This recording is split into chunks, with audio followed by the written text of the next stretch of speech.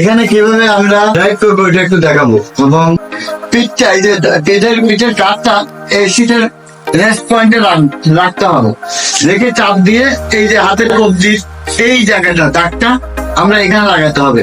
যদি এখানে লাগাইতে পারি, টান করে লাগাইতে পারি, তাহলে আমাদের সিট একুরেট আছে, এটার মাপটা একুরেট আছে, আমরা ইজিলি নিয়ন্ত্রণ করতে পারবো। এটা হচ্ছে প্রথম মাপ। যদি কম বেশি থাকে তাহলে কি করবো দেখেন, এই যে ডান হাত দেখেন এখন বেশি হয়ে গেছে, লাগাতে পারছি না, এই দেখেন আবার এটা টান দিয়ে পুর নিয়ে দাও, এইবার দেখেন পাইছি। আচ্ছা, প্রথম কাজ হলো এটা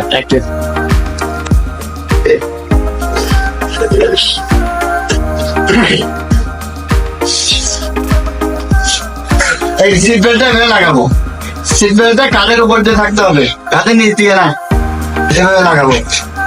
তাহলে ক্লাসে পা দেবো, গিয়ারটা ফ্রি আছে কিনা দেখবো, এই যে এটা হচ্ছে গিয়ার লিভার, দেখেন ওইখানে সবাই খেয়াল করে দেখছেন, এই যে 1 নাম্বার লেগে গেছে, 2 নাম্বার লেগে গেছে, 3 নাম্বার লেগে গেছে, 4 নাম্বার, এইদিকে এসে পরে উঠলো 5 নাম্বার, আবার এখানে এসে এই রিভার্স।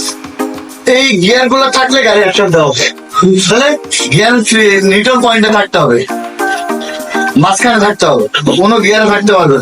তাহলে বাম পা ক্লাচে, বাম হাত গিয়ার লিভারে, স্টিয়ারিং এর কোনো হাত দরকার নাই, গাড়ি কোথাও যাবে না। এই দুইটা জিনিস ধরে রাখলে এরপর হচ্ছে ইগনিশন সুইচ, ইগনিশন সুইচে স্টার্ট করবো, ইগনিশন সুইচ এখানে এক গাছ শুধু ঘুরে ছেড়ে দিব। এইবার আমি ক্লাচ চিপে স্টার্ট দিয়ে গিয়ে দেবো, এই 1 নাম্বার দিলাম,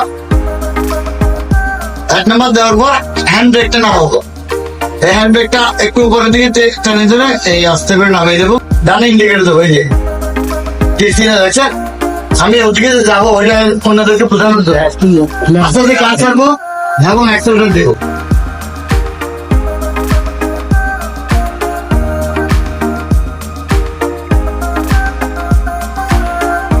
এই যে আমার কাছে এখন ক্লাচের কাজ নাই, শুধু অ্যাক্সেলারেটর দিয়ে গাড়ি চালাবো। তাহলে আমরা সামনে যেতে গেলে অবশ্যই ক্লাচে লাগাইতে হবে, ক্লাচ ছাড়ছি অ্যাক্সেলারেটর দিতেছি, এই দেখো এই আগাচ্ছি।